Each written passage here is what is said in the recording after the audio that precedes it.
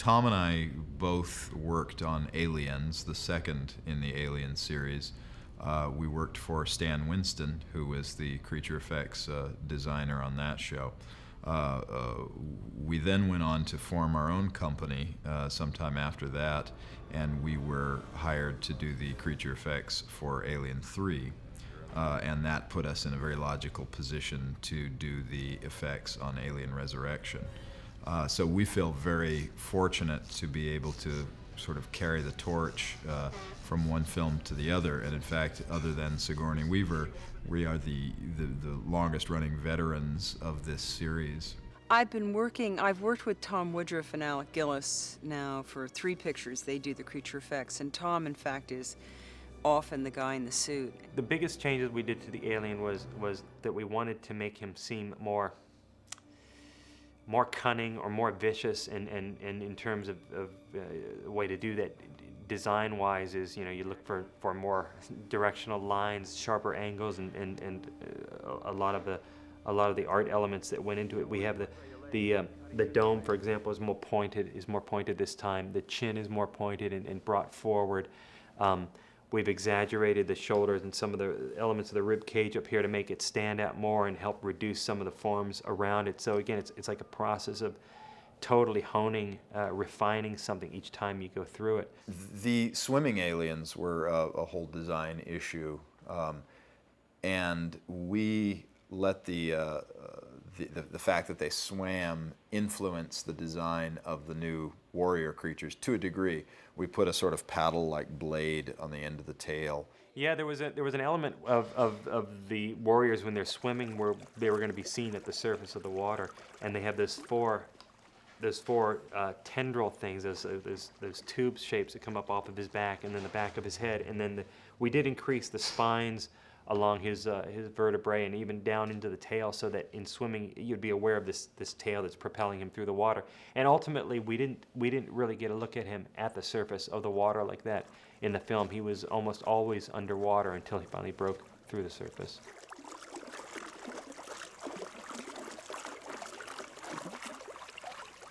Generally speaking, the process that we go through to design creature effects for a feature film is that it all starts with the script. Tom and I will sit down with the script, read it, then we will compare notes, kick ideas around, and come up with what we feel is the essence of the character that we're creating and the angle, what makes this show different from other shows that we've done.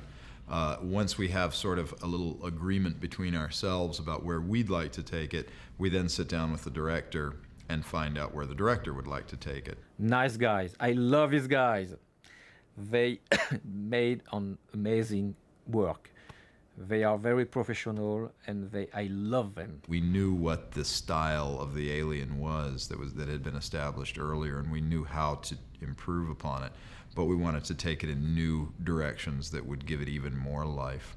And then from those initial meetings, we started doing sketches and paintings of the various creatures and incarnations of the creatures. And ultimately, we went through a sculpture phase where we did small-scale sculptures or maquettes.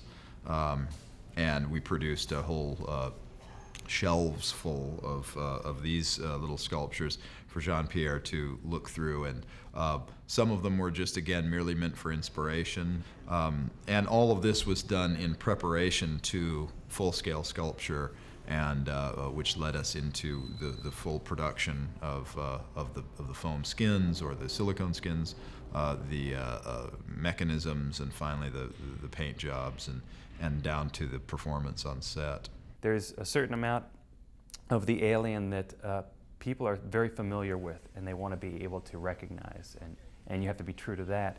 But within that, there's a certain amount of latitude in creatively making some alterations to the sculpture, to some of the materials we use, to the way we mechanize it, even to the way I perform inside the suit, that gives it something a little bit different while still honoring what the audience is coming to see in terms of the creature alien effects. Tom and Alec never wanted Jean-Pierre to see the alien before the alien was ready, because and they were very, very right with that.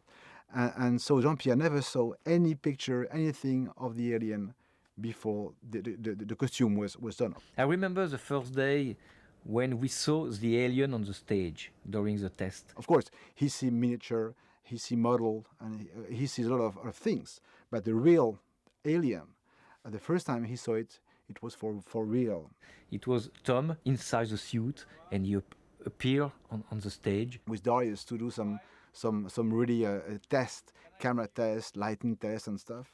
And it was a complete silence. Because it was like an alien. And everybody stops. We had the goosebumps, you know, it was amazing. Kind of scared. It was really, because it was really an alien.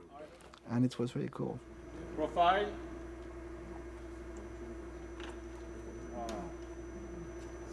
Let's look at the camera. They are very good for the animatronic, right? And for the suit and for the everything. They are so professional. I love these guys. The face huggers and the eggs are staples from the previous films, and our job was to update them and bring them into the 1990s. The face huggers themselves were accomplished through a variety of means. We had some that were simply floppy rubber stunt face huggers that could be jerked on lines and tossed around, so on. Sigourney Weaver could wrestle with them, and so on. You know, one of them had a tail that was in a coiled position that could, you know, appear to be tightly wrapped around her throat. We had full mechanical face huggers, which were operated by several puppeteers off screen, you know, working levers to make the fingers move, blowing bladders to make the sacks undulate. And then we also had hand puppet versions, which were very effective. Clamp those fingers down. Good. Wherein we had puppeteers reaching up into the bodies of the face huggers with mechanical fingers extending out from their fingers, and that allowed us to get nice shots of the creatures scuttling out of the eggs as they opened up. So it's always a variety of techniques that produce the best result. The eggs themselves, early on, Jean-Pierre had commented to us that he felt that in the past films, the eggs looked a little mechanical. He, you know, felt that they just sort of opened and that was it. So this one's curled around a little more, right? There it is, huh? Looks fantastic. That's real pink underneath there, isn't it? Look how red that is. What were we thinking? Huh? So we took that as a challenge, basically, to improve upon the mechanisms of the eggs.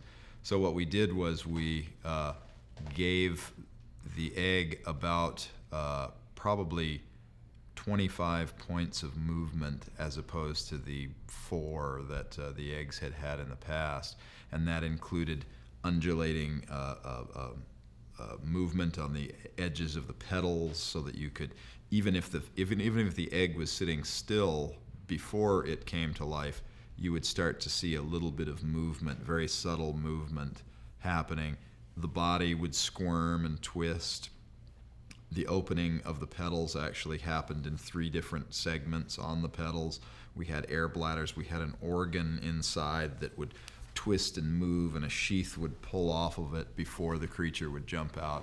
Pulsing bladder, pulsing, and inflate. Yuri. And tail. Tony. So when we finally saw it, I mean, we showed up to set with about 7 puppeteers to operate this thing, and we shot it, and Jean-Pierre was absolutely ecstatic. He came to us and said, you know, I didn't think that this, you know, with his interpreter, you know, talking, I didn't think that this would be possible, and, you know, thank you. So we knew we had succeeded there. There's certain aspects to the aliens' life cycle that we've seen before, because this is the 4th movie, so we do want to still give it something new. And of all those stages, I think the chest burster is probably one that is seen in the briefest amount of time. It is basically it's an active creature. It's bursting out of its human host organism. Ready? 1, 2, 3. All right, let go. and then it usually disappears and you don't see it again. And there's so much you can do within the context of the time that's allowed to a creature like that. And this time around, we're again making use of materials that we haven't really been able to make use of before. We have thin, translucent skins now that we're able to use, so the creature just looks like more of a pulpy kind of a larval stage of a living creature. It's much more alive looking. We've articulated it to a degree that it's very squirmy, it's very alive, and trying to get the most impact, so as it's bursting out of its host, maybe you're seeing something different, but maybe it's just a subconscious thing that you're feeling that it's a very alive, living creature this time.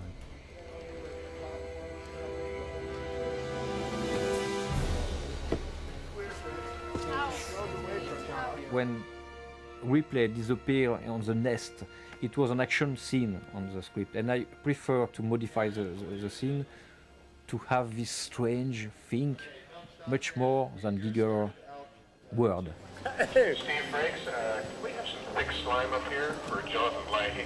The Viper Pit was important. I mean, it was important in terms of the story because it was something that we had never seen before, but it was always sort of in your mind, like, where would these aliens take Ripley if they ever got a hold of her? Some aliens in here. Thought I was going to be alone. So we knew it was very important to come across with something that was terrifying. And what we ended up with was this large living landscape of a 20-foot by 20-foot set piece that basically came to life. It was all containing tentacles and tails of aliens and a couple of aliens in suits and dragging Ripley through it. And I think at one point we must have had probably 25 or 30 puppeteers underneath. In some cases they were people that were just under there holding part of the foam sculpture and moving it, undulating it to keep it alive. Some of them were actually puppeteers performing with a tentacle. I was in a suit. So we're not using any facial functions on this, right? And we don't know what the movement is yet. Correct. But once you're in the placement, I was thinking if we can get you to sink down in with that kind of wiggling. No, I didn't open up that slit because of what John Pierre said. So all right. I don't know if we want to try that now. Okay. Maybe we'll get to placement first and get him to approve that, and we'll go from there. And coming up through a hole and dragging her, and she was being lowered down on a lift. So there was a huge amount of motion and movement going on. And the saving grace there was that it could all happen. You could have all these separate pockets of movement. They didn't have to overlap. It was never one creature that was supposed to be delivering a performance. It was always about a lot of little pockets of living movement bringing this thing to life. Technically, it was a big undertaking. We're not usually asked to create, in essence, to create sets. Vinny? Yes, sir. Let me get Vinny placed here. Come with me, if you would. Watch, there's a bucket at your feet. You got a big mound of stuff coming up. And this was a 20 by 20 foot set that was a living sculpture. We went through our processes on a larger scale than we often do. Coordinating the puppeteers is always difficult when you have 25 or 30 puppeteers. It can always be a challenge to coordinate that. We sort of took our cues off of Sigourney because she was the focus of the scene, and everything else we were doing, while it was a background, was also a character in essence, and it symbolically showed her sinking into the world of the aliens. So we talked a little bit with her about what her emotions in the scene would be, and how do we sort of, time our rhythms to that. And these may be things that don't necessarily come across overtly on film, but in a subtextual level they are there. But it really worked. We were very pleased with it. Sigourney said she thought it was one of the most memorable images from any of the films. So we're happy about that.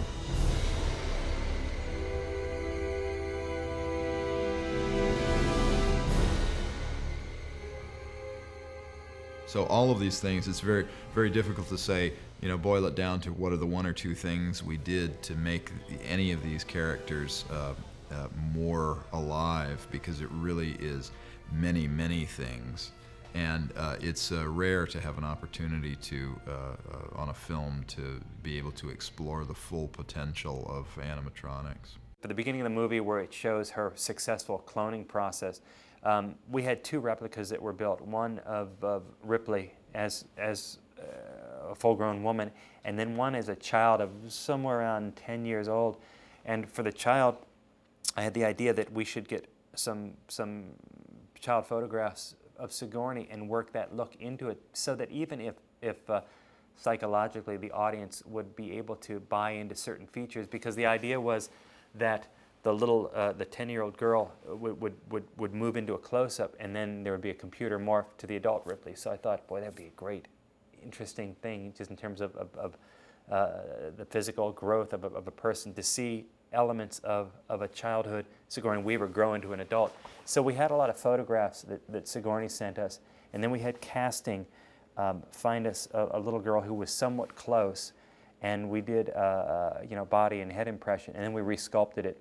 We took a copy of Sigourney's head that we had done from Alien 3, and again resculpted the model's body, put Sigourney's head on top of it, and then finished it all off in a material that made it look like real human skin. It's great, you know, this being the fourth film, we had molds of Sigourney's head, and we did clay presses into that, and we didn't have to put her through any more body casting. Got a body double in, cast her body, grafted the head on, you know, did the resculpting we needed, and then produced the body replicas in silicone, which were then airbrushed and detailed so that they look very realistic. And then in the computer, they did the morph between the two. And it was really almost such a gradual and subtle morph that you almost don't notice it until it's done, and then you realize what's happened. But it was really a very beautiful and subtle effect. And there's a number of those sort of small-scale effects in the film that we're very proud of. When we did all of the aborted Ripley clones, we had a lot of freedom in determining what the stages would be of each one, and it was never meant to show a progression. There was never any relationship from one to the next, except that we did decide that it would be nice to show that with each successive attempt, that the results got further grown, larger in size.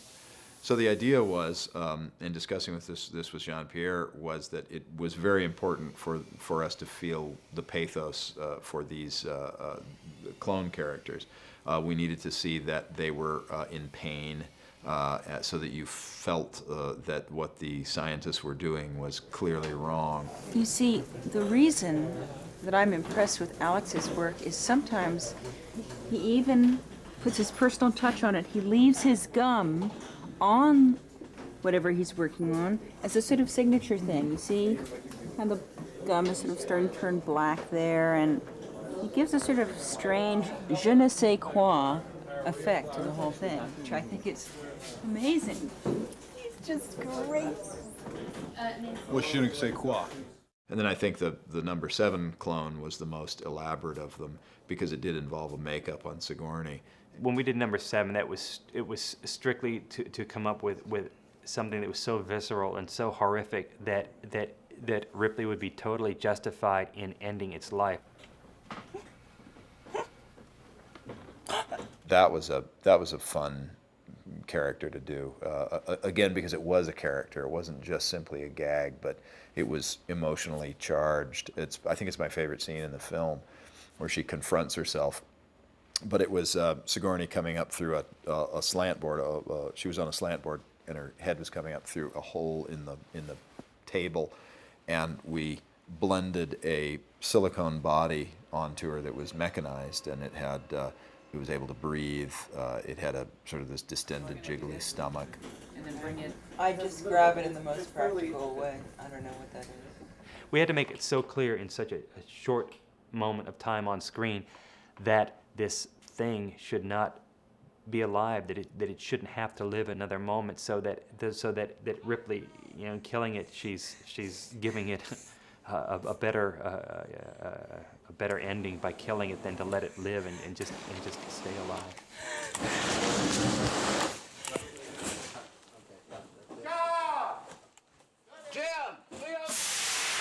Jean-Pierre had definite ideas about what the newborn should look like. He felt that it should lean a little more towards the human than towards the alien. At one point, there was a concept that it would have Sigourney's face, which is a very difficult thing to do because you're talking about a sort of a blending a horrific monster face with a beautiful woman's face. You either slide the beautiful woman towards the monster and it's no longer a beautiful woman, or you slide the monster towards the and it's no longer a monster. So. And also, we were very concerned that it not look like Syl in Species, because it had just been done, So why go there? But I think what Jean-Pierre really wanted was to give it a little bit, edge it more towards the human. He wanted it to definitely have eyes because he wanted the expressiveness of the eyes, and he wanted it to be sympathetic. So that really guided much of the design of the newborn.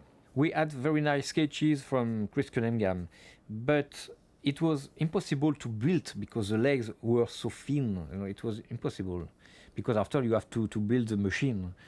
And at the end, now I am a little bit disappointed about the newborn because we did some choices, because also he had to act. He had to play, he had to move and to give us some different expression. We're doing sketches of other alien-type creatures. Just in developing the look of the warrior, there were some loose sketches, and one day Jean-Pierre came by and he saw a sketch that Chris Halls had done of an alien creature, and he looked and he said, "Oh, this is it. This could be the newborn." So then we spent a lot of time trying to capture the essence of what Janae saw in this drawing and transcribing them into some kind of a sculpted form. I know some people don't like the noise and the feeling because he looks so sad. But if he couldn't, what I can do with him, we had to tell a story, and he wasn't in CGI. He was just a puppet, and I was very happy because he was able to act, and Sigourney too, because we made some scene like an actor and an actress, and we needed some expression for that. Cut it. Back to one. The newborn is certainly one of the most complex animatronics ever built. It required about 9 puppeteers to operate. It was a hydraulic system that actuated it with a servo-controlled face. Motion control systems, computers were used to aid in the performance. But above all, the great thing about this is that it's a character. I think that one of the things that Jean-Pierre was going for in this film, which we were thrilled about, is that he wanted the newborn not to just be a killing machine. He wanted it to have a little bit more depth of character than that. And where this depth of character comes from is the human DNA that has been mixed in with this creature. So it has some human aspects to it in terms of certainly its look, but also its performance. And in discussing the character with Jean-Pierre and Sigourney, Tom and I kind of arrived at the place where this character would seem like a toddler, in effect, like a human toddler, a horrible version, but that's the way he would be performing. When he first comes out of the birthing sac from the Queen, he looks around his world in wonder and cries out for his mother. But when he gets to his mother, he looks at her and swipes her face off, kills her. And there's a sudden different kind of awareness to it when you first see it. It looks very alien-like, but as it's looking at you, you suddenly realize it's got a whole new dimension to it, something that you haven't seen, and it almost, in many ways, it's what people say makes the alien even scarier, because now it has eyes. Now you can tell when it's aware that you're a potential victim.